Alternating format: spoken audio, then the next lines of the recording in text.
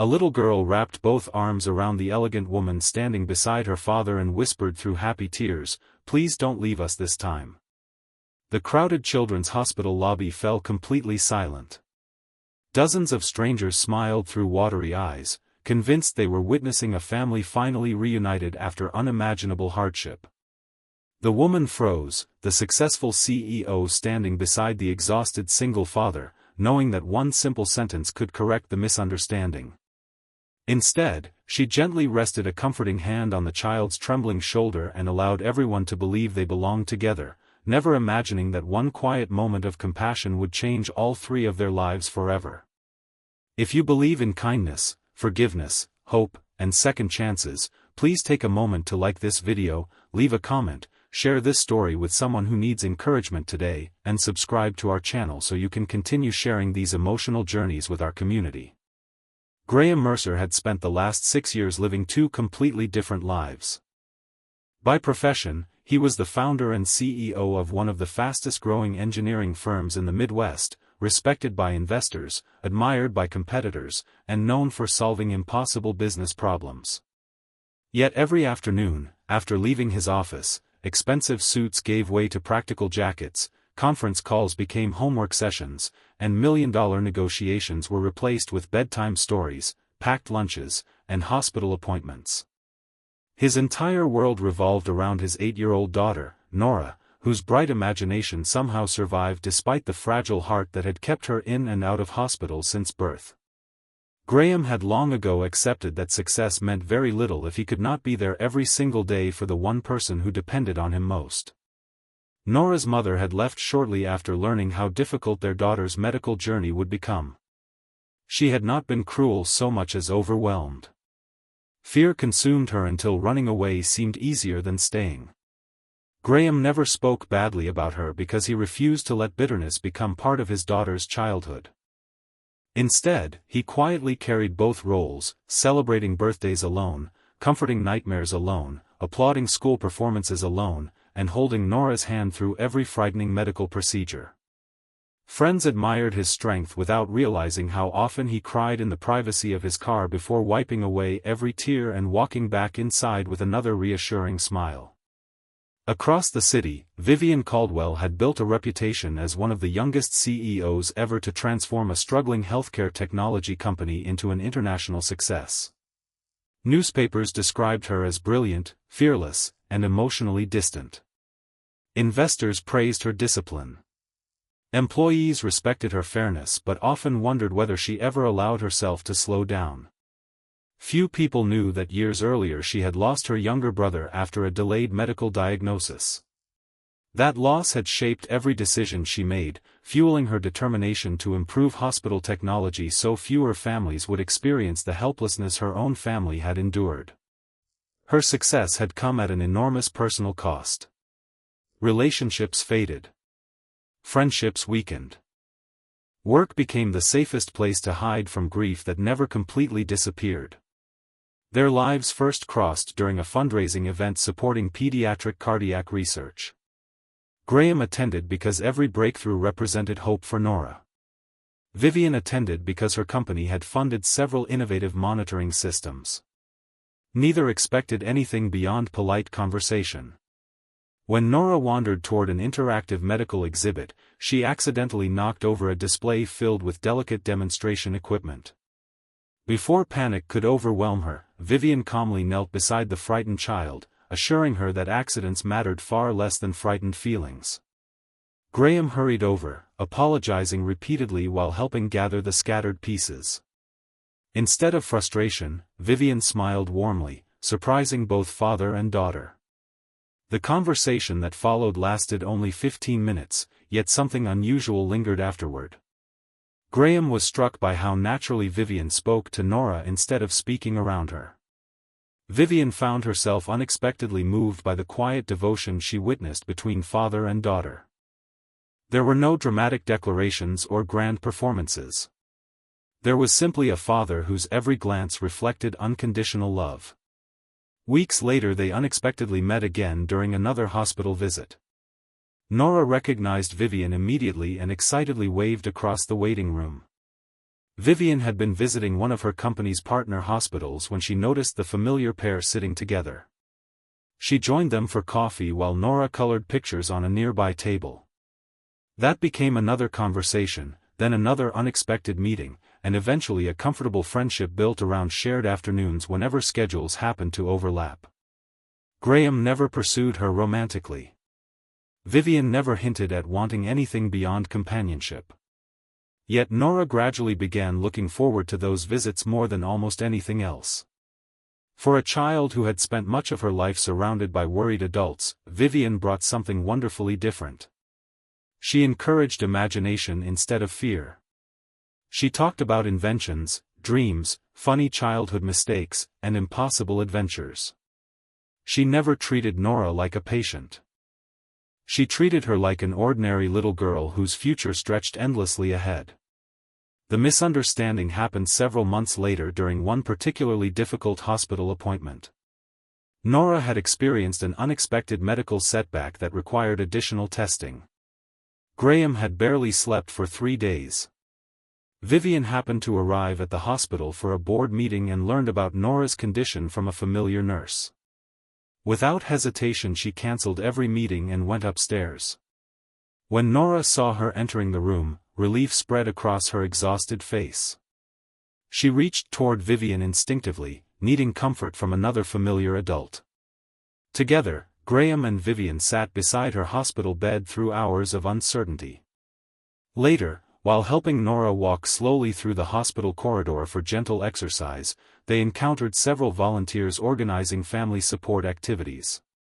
Seeing Graham holding one side of Nora's hand while Vivian held the other, everyone naturally assumed they were husband and wife. Someone warmly complimented them on staying so strong together. Someone else remarked how beautiful it was seeing devoted parents facing hardship as one family. Vivian opened her mouth to explain. Then she looked down.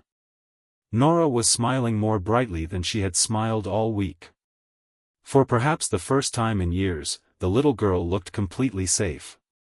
Vivian simply nodded politely instead. She did not correct them.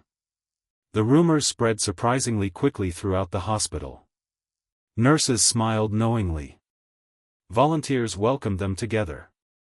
Other parents struck up conversations about balancing careers and family life. Graham eventually noticed what was happening and awkwardly apologized to Vivian, worried she might feel uncomfortable. She surprised him again. She quietly admitted that correcting everyone seemed less important than preserving one little girl's happiness during an incredibly frightening week. That simple answer remained in Graham's thoughts long after they left the hospital. Over the following months, nothing officially changed, yet everything subtly evolved. Vivian became a regular part of their lives, joining weekend charity walks, attending Nora's school science fair, helping organize fundraising campaigns, and occasionally sharing quiet lunches with Graham after medical appointments. Their friendship deepened through countless ordinary moments rather than dramatic declarations. The public continued assuming they were together. Employees occasionally referred to Graham as Vivian's partner. Business associates congratulated them. Neighbors smiled knowingly. Each time, one or both considered correcting the misunderstanding. Each time, they somehow let the moment pass. What neither fully understood was how deeply they had already become family long before either admitted it. Not everyone welcomed the growing closeness. Several members of Vivian's executive board questioned whether her increasingly visible friendship with a single father might distract investors. One influential shareholder even suggested she distance herself from personal complications that could weaken her professional image. Vivian listened calmly. Then she asked a single question. She wondered aloud whether compassion had somehow become a liability worthy of embarrassment. The room fell silent. She explained that every healthcare innovation her company created existed precisely because real families deserved support during impossible moments. If standing beside one such family damaged the company's reputation, then perhaps the company needed different investors rather than different values. News of her quiet stand eventually reached employees, strengthening loyalty throughout the organization. Meanwhile, Graham faced his own challenge. Nora required another high-risk surgery. Although financially secure, no amount of money could remove the fear waiting outside the operating room. During the longest hours of his life, Vivian remained beside him without speaking unnecessarily. She understood that some pain could not be solved with advice. Presence alone sometimes became the greatest gift. When surgeons finally emerged smiling, Graham's knees nearly gave way with relief. Nora would recover. The surgery had succeeded. Overwhelmed by gratitude, Graham embraced the first person standing beside him. That person was Vivian. A photographer covering a hospital charity event happened to capture the moment. By morning, newspapers featured photographs of the famous CEO embracing the equally respected business leader known for raising his daughter alone. Speculation exploded everywhere. This time they could not quietly ignore public curiosity. Reporters requested interviews. Business magazines demanded confirmation. Social media filled with assumptions. Instead of issuing carefully crafted statements, Vivian invited Graham to accompany her to a pediatric fundraising event already scheduled for the following week. Standing before hundreds of families, doctors, donors, and volunteers, she spoke honestly without revealing private details. She explained that life occasionally introduced extraordinary people through ordinary moments. She said labels mattered far less than showing up when someone needed kindness. She admitted that strangers had mistaken them for a couple many months earlier and that she had chosen not to correct anyone because one frightened little girl had smiled for the first time in days. The audience became completely still. Then Vivian looked toward Nora. She explained that sometimes love begins not with romance but with responsibility, trust, consistency, and choosing to stay. Graham took a slow breath before speaking himself. He admitted that after years of carrying every burden alone, he had forgotten another adult could willingly share the emotional weight without expecting anything in return. Then, for the first time, he openly thanked Vivian not for saving his company, his reputation, or his future, but for helping his daughter believe that families could grow instead of only breaking apart. Months passed peacefully after that day. Life remained wonderfully ordinary. School mornings. Hospital checkups that gradually became less frequent. Weekend breakfasts. Community volunteer events. Business meetings balanced with family dinners. There was still no rush. No dramatic proposal. No impossible fairy tale. Only two people discovering that genuine partnership grows strongest through countless small acts of reliability. One warm spring afternoon, nearly 2 years after that unforgettable hospital misunderstanding, Graham and Nora visited the same children's hospital for what doctors hoped would become her final annual cardiac review. The tests were excellent. Nora's heart was stronger than anyone had dared predict years earlier. As they walked through the familiar lobby, several longtime nurses recognized them immediately.